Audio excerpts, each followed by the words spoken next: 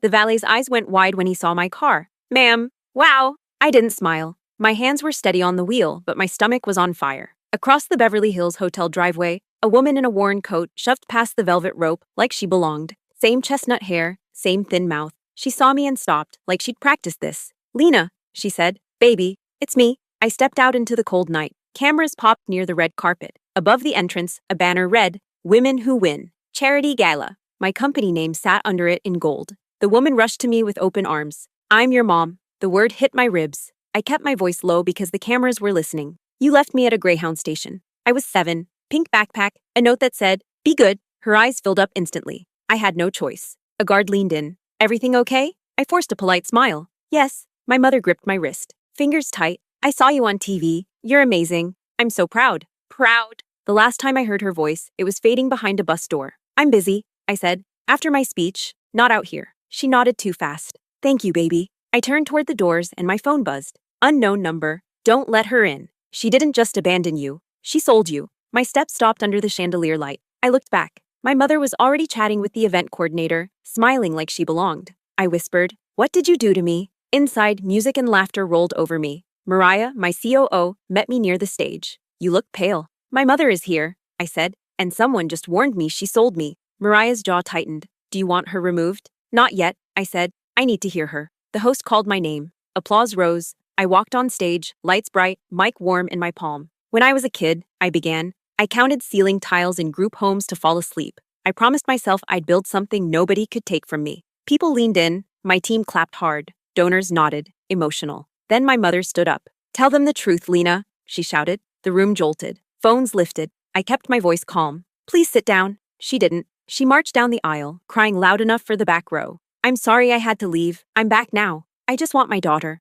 Whispers spread like spilled wine. Mariah hissed from the wings. Security? Wait, I muttered. My mother reached the front and grabbed the stage edge. You wouldn't be here without me, she yelled. I gave you life. My cheeks burned. I leaned down, still on mic, still smiling. Let go. She squeezed harder. You owe me. I bent closer, voice sweet and cold. If you ruin this, you'll regret it. Her eyes narrowed. Threatening your own mother? It's not a threat, I whispered. It's a boundary. I straightened and looked at the crowd. Short break, I said. Please enjoy the auction. Applause returned, nervous and thin. My phone buzzed again. Unknown number. Ask her about Dallas. 2006. Sunset House. She knows. Dallas. 2006. Foster home number 3. The one with the locked pantry. The one I never talk about. I turned to my mother, loud enough for the nearest tables. Dallas. Sunset House. Remember? Her face went blank. Color drained from her cheeks. What are you talking about? You tell me, I said. Because someone says you sold me. Her mouth opened, then closed. She glanced at the cameras, at the crowd, calculating.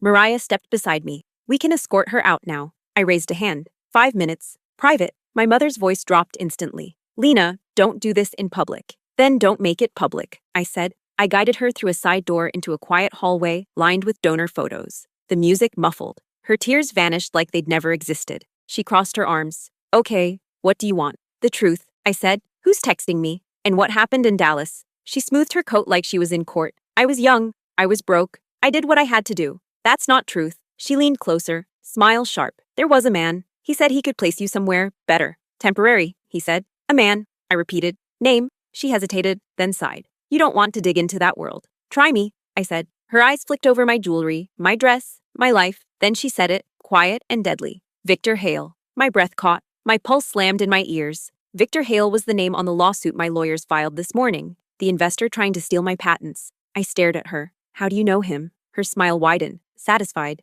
Because, sweetheart, he's the reason I'm back. My mouth went dry. Victor Hale? Mom lifted her chin like she'd won. He's powerful. And you're, you. You mean rich, I said. Successful, she corrected. He saw you on TV. He asked about you. Then he asked about me. Why would he want you? I asked. She smiled. Because I'm your mother. I can get to you in ways your lawyers can't. I stared. He sent you. I didn't go looking, she said. He found me. And the text saying you sold me? I demanded. Her eyes darted to the ballroom doors. Keep your voice down. You keep yours down, I said. Tell me what happened. Mom exhaled like she'd rehearsed it. I signed papers. I got money. Enough to keep us afloat. How much? I asked. 5,000, she murmured. $5,000. For me. My throat burned. And Victor? I asked. You knew him back then? Not him directly, she said. Someone connected. Victor knows the story now. He's offering me a way out. A way out? I repeated. She looked at my jewelry. My life of being nobody. My phone buzzed. Unknown number. He's in the building.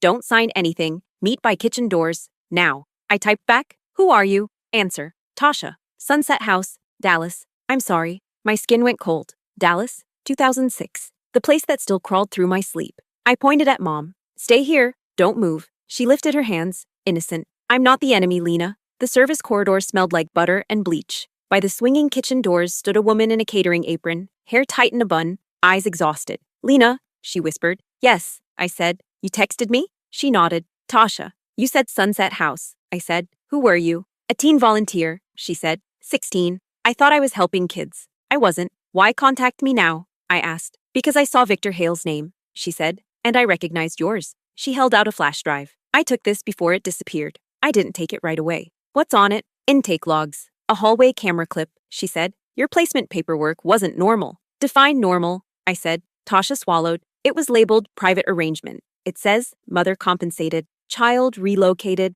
no contact. My fingers closed around the drive. You're sure it's my file? I asked. Yes, she said. 2 years ago, Victor came back. He paid them to clean up records. I copied what I could. My heart pounded. Victor was there in person? Tasha nodded. I heard him tell the director his name, like it was a flex. Why would he care about a kid from 2006? I asked. Tasha's voice dropped. Because they screened kids. Tests. Potential. They called it a program. That sounds crazy, I said. I know, she snapped, then softened. But the forms exist, and your mom's signature exists. A cheer erupted from the ballroom, then shocked murmurs. Mariah ran into the corridor, face tight. Lena, he's on stage. Victor, I said. And your mother walked him up, Mariah said. Like their family. My jaw clenched. Of course she did. I looked at Tasha. Can you back this up in front of people? Her eyes flicked toward the bright ballroom like it was a fire. If he doesn't bury me first. Stay close, I said. Don't speak unless I ask. We moved fast. The ballroom hit me with light and perfume and 1,000 stares.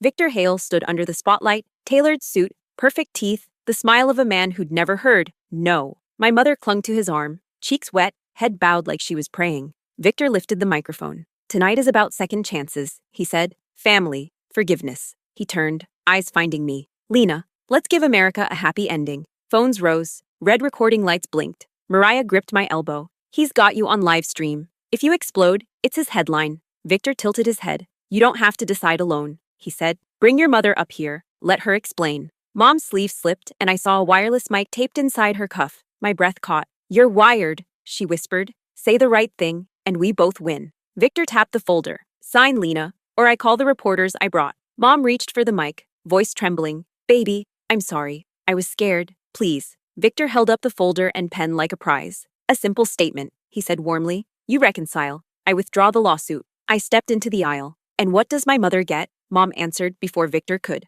What I deserve. Victor's smile didn't move, but his eyes sharpened. An advisory role. A public story. Investors love resilience. And if I refuse? I asked. Victor's voice stayed friendly. Then we tell the full story. The ugly version. Mom leaned toward him, then hissed at me, loud enough for the front table. Don't embarrass me. Sign it. That was the twist. Clean and disgusting. She wasn't here to fix what she broke. She was here to get paid again. I didn't touch the pen. The room felt smaller, like all the air had been sucked out and replaced with phones and whispers. Victor smiled at the crowd. Take your time, Lena. America loves reconciliation. I looked at my mother. Her eyes weren't scared. They were hungry. I have a question, I said into the mic. My voice carried, calm. Before I sign anything. Victor nodded smoothly. Of course. I turned to my mother. How many times did you get paid for me? A ripple went through the front tables. She stiffened. What? Dallas was the first, I said. But was it the only one? Victor's smile twitched. Just for a second. Mom laughed nervously. Don't be dramatic. I raised my phone.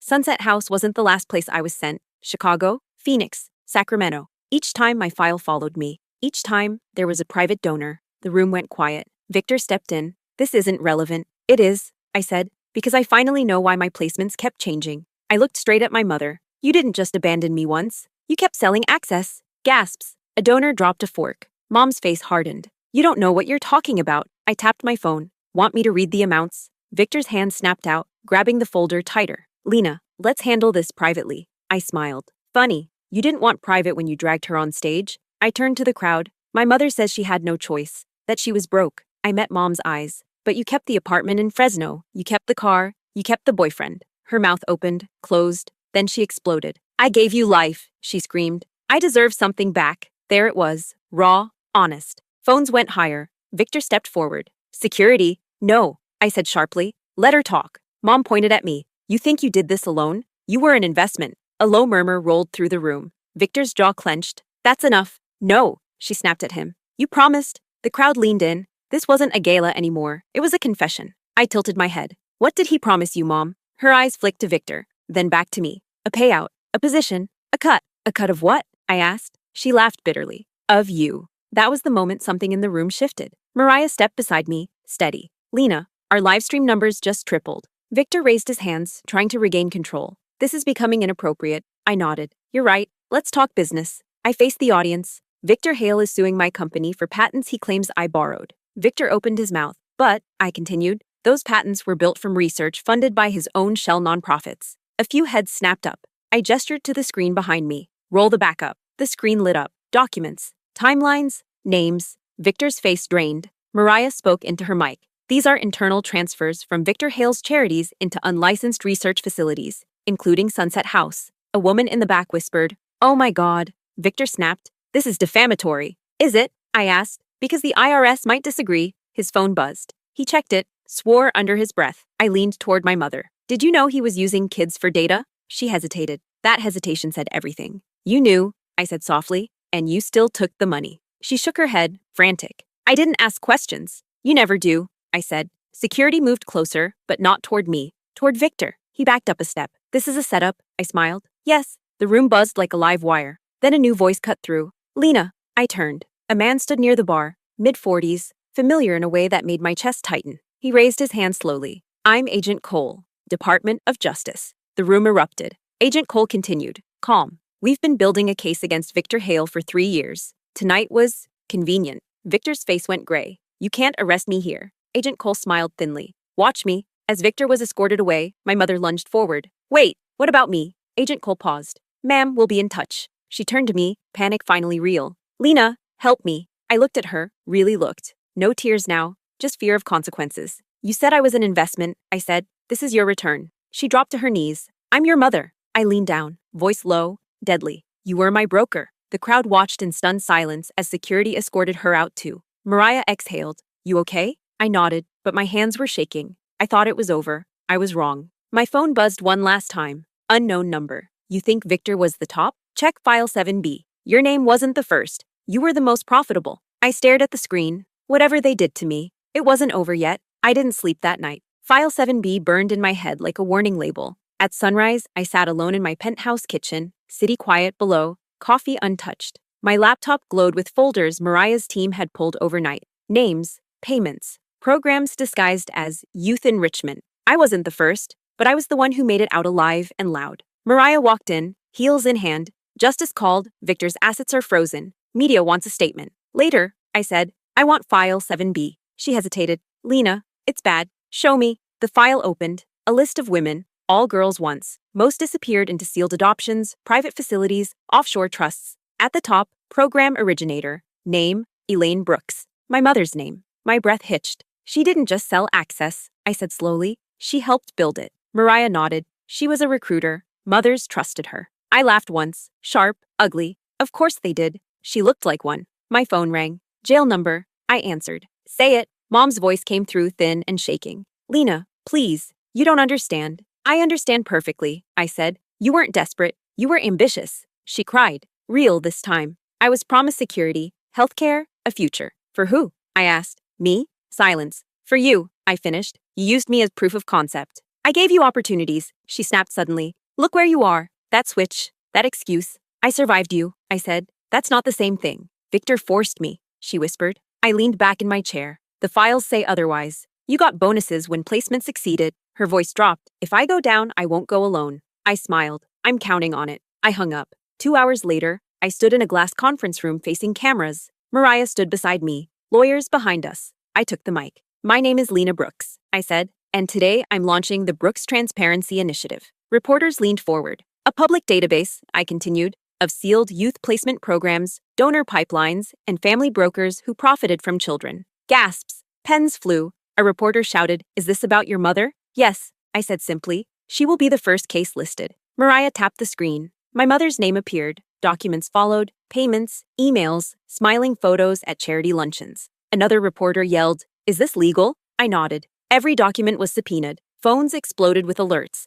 An hour later, my phone buzzed nonstop. Messages from women. Grown now. Angry. Ready. One text stood out. Unknown number. This is Rachel. File 7B. She took my son too. I replied, she won't again. That afternoon, I visited the detention center. Mom sat behind glass, hair dull, eyes red, no makeup, no audience. You came, she said hopeful. I came to give you something, I said. I slid papers through the slot. She scanned them, confused. What is this? A civil suit, I said. From me, and 17 others. Her hands shook. You're suing your own mother? I leaned closer. You taught me business. Her face crumpled. I'll lose everything. I nodded. That's the point. She slammed her palm on the glass. I carried you. And I carried this, I said. For decades. A guard stepped closer. Mom's voice broke. What do you want from me? I thought about it, then said the truth. I want you remembered accurately. I stood to leave. Lena, she cried. I loved you. I paused, back turned. You loved what I earned. Outside, the sun felt different, lighter. Weeks passed.